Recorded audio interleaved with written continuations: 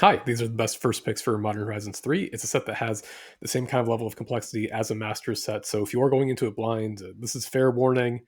It's got a lot of power, it's got a lot of complexity. And speaking as someone who plays a lot of red aggro, and red aggro is still really good here, but I'm just not used to doing this much thinking as an aggressive player. It's not really what my color is known for. Speaking of that, I'm just going to get to the color balance. White is the strongest color, followed by red and then green. And for someone who's not really familiar with the trophy point system over here, basically the stat is saying if you first pick a white card, then you're expected to have about a 21.2% chance to trophy the draft on Magic Arena, which means you get 7 wins before you get 3 losses, which is considered a trophy. Like it's the maximum you can do. So speaking of the color balance, yeah, we have white, and then we have red, and then green, and then there's a little bit of a drop off, and then you get to blue followed by black. And I'm not even that far down on blue black. Like I don't really like the controlling colors, but there's a very good deck that you can put together with them that I'm gonna go over at the end of the video also. Um, so I also want to say that the format doesn't seem very solved in the first 2 weeks of data because white's doing the best, but it's also definitely not getting picked the most. I think it's a little changing a bit, so I want to go over to the next slide. As the first week went into the second, the cards that doubled in the number of first picks they got were Area Auxiliary and Mandibular Kite. That's a little stat that I'm showing at the bottom of the box here, is like how much it changed from week 1 to week 2. So Area Auxiliary basically doubled in pick rate. Kite almost doubled, and I want to say also like Mandibular Kite, it didn't really get picked enough to qualify to get onto the list, but from the numbers, it's like it's close to the best card in the set to first pick. It's just not enough people are picking it for me to like really feel sure about that data. Um, but even if it's not like the winningest card, I think this is the winningest mindset. You want to get on board early and just keep attacking. Mandibular Kite is a 1 mana 1/1 flyer, so you can start attacking really fast. Area Auxiliary, 3 and a white for a 3/3 flyer. When it enters the battlefield, you get to put 2 counters among your other creatures. So if you're on board already, it comes down and pumps up the rest of the team so that you can attack really well. And it's a flyer on top of that. I want to say like a lot of the set is supposed to be about Eldrazi, but most of these games do get decided around turn 4 or turn 5. And Area Auxiliary is one of these cards that it's pretty hard not to present lethal if you play this at the top of your curve. Like you're probably going to be swinging in and winning the game. Like, keep that in mind that being aggressive is kind of where you do want to start when I'm going into the top 10. Okay, so number 10 best first pick is Galvanic Discharge.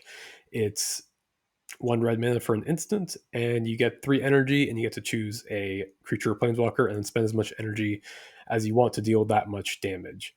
So usually the stats don't show removal spells as doing that great as a first pick, but the fact that Galvanic Discharge is usually killing something that costs more than 1 mana, so you're going to be up on tempo, and if you kill something that had less than 3 toughness, you're also going to get to bank some energy, so you're going to be up on tempo, you're going to be up on resources. That's a really good start, and it's just a cheap interactive play that keeps you from getting blown out in the first 2 turns. So I splash this card pretty often, even if I'm not in an energy deck.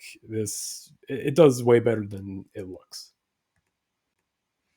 Scurry of Gremlins is number 9. Red White Energy is a strong deck that puts up great results, and Scurry is the best closer for an aggressive deck. It's 2 red white. It comes in and makes 2/1/1 red gremlins, and then you get an amount of energy equal to the number of creatures you have. And then it says pay for energy to give all your creatures +1/+0 and haste until end of turn, so you can activate that anytime. You activate that on the later turn. I think the gimmick is that it can come down. You have 2 extra attackers that have haste, and it's pumping up the rest of your team as well. But even if you don't use it immediately, there's a couple cards in the set that can just make your whole team unblockable. So even if you aren't immediately killing, you can go up the board, make a big energy bank, wait for one of these cards that makes your whole team unblockable, or get a kite that can start giving flying to your team as well, and just eventually wait for an alpha strike. So good good top or curve topper, I should say, for the aggressive deck. Number 8 is the Can Do It Goblin. He can do it. I said red energy is pretty good. It's red white for a 2/2. When it enters the battlefield, you get two energy counters, and at the beginning of combat in your turn, you can spend an energy to give another target creature +1/+0 and haste. So Goblin fits the criteria of my favorite kind of 2 drop because the opponent feels like they have to kill it, but they also kind of feel bad spending a removal spell on this because you're going to get to bank those energies for later as well. And I just want to say it's like really scary to see this on the table, and it enables a lot of lines that can kill on turn 5 or even on turn 4 if you play like 1 drop Conduit Goblin, 3 drop Air Auxiliary. I think I've mathed this out a few times, and you will just kill people if they can't interact with you. So I would take this early. I would take it often. I do want to complain that it takes a lot of thinking and planning that red white Boros players aren't really used to, especially when you have two of them. You can kind of stack their triggers onto like one creature, so it gets pretty complicated if you're like really into like those German board games. I think red white energy is very good for you, although a lot of your games are going to end very quickly, which is not really that's the style of German board games either. Solar Transformer is the number 7 card. It's a 2 mana rock. So it comes in the battlefield tapped, and you also get 3 energy when it comes in. You can tap to get a colorless mana, or you can spend an energy to make a mana of any color. So this card, I think, is even getting respect in Commander. This is a fast format, unlike Commander, but Transformer is really good about setting up for your turn 3 and your turn 4 and keeps you stumbling on your colors. It's really, really good at casting the noodle that shall not be named, and which will come down on turn 3. And it's also just a really flexible role player. It goes into energy. It helps red black artifacts. It's good for these 3 to 4 colored Eldrazi nonsense decks that also really want a colorless source, which is very helpful for them. People were sleeping on it before. It took a minute for people to kind of respect Solar Transformer, but I think it's coming around. The number 6 card is a card that people did not sleep on, Writhing Chrysalis. It's the noodle that shall not be named, and it's also it's the most first pick card in the set. It's 2 red green for Devoid, has no color. It's a 2/3, and when it comes in, you get actually when you cast it, technically, you get 2 Eldrazi spawns that can sacrifice for a colorless mana. It's got reach for no good reason, and it also gets a +1/+1 counter each time that you sacrifice any Eldrazi. So if you sacrifice these spawns, if you sacrifice to Annihilator, if you're sacrificing to draw cards, this guy's going to get bigger. So it blocks up the air. It has a lot of good combos. It gums up the ground. If you've been anywhere near a conversation about Modern Horizons 3 draft, then you probably know about it. And when your opponent gets to 4 mana, we're all clenching and hoping that we don't see it come down across the table. Uh, People always knew this thing was broken. The pick rate barely moved from week 1 to week 2, and there's not much more to say about it. It's crazy. The number 5 card is Ocelot Bride. It's 1 mana for a first strike lifelinking cat. At the beginning of your end step, if you gain life this turn, you make a 1/1 cat, and if you have 10 permanents, then you also get to make a copy of every token that entered the battlefield this turn. So extra cat if you do get up to 10. So I've said before, some of these Horizons games get decided, on turn 4. With Ocelot Pride, it'll get decided on turn 2. Basically, it's already a 1 drop in a fast set that doesn't have a lot of good 2 drops, but also every turn that connects, it's going to make an extra body, and I'm sure there are some neat combos with it. But the main important part is that it just randomly gives you free wins when it's in your starting hand. Amped Raptor is the number 4 card. It's 1 red for a first striking 2/1 dinosaur. And when it enters, you get 2 energy. Then you flip over cards from the top of your deck until you hit a non land. And you may cast it by spending energy instead of paying its mana cost. So if you play it on turn 2 and you hit a 2 drop, you just get to cast it immediately. If you have some energy banked up and you spend it later, you can cast even some more expensive things as well. If you can't cast whatever you hit, you still get 2 energy, which is really good on like a good rate body anyways. So Amped Raptor, it's kind of a risky card, but I've always said like there's 2 kinds of draft mindsets that there are. There's like people that want to have these epic hard-earned wins, and there's some people that just want to dominate in one-sided blowouts. And if you are part of the latter, then Raptor is for you. If you just kind of build with an aggressive mindset, it's pretty easy to just get two drops on turn two, which means basically a Black Lotus start. And yeah, it's the best non-rare in the set. So take this. It's really good. Flage Titan's Fury is number three. It's a big mythic in the best color combination ever. She's got a lot of words, but effectively she says you can never lose early because she's going to kill something and gain you three life, and then you never lose late game because she keeps coming back and she's unkillable basically. She's also big money in paper, so it's nice to get paid off while you're winning the draft at the same time. It's got a lot of words, but I'm just going to move on. Everyone knows this card's good. Satya Aetherflux Genius is number two. Technically, it shouldn't be on the list because his pick rate is too low, but he's a list card, which effectively makes him twice as rare as a normal mythic, so it's not his fault that nobody sees him.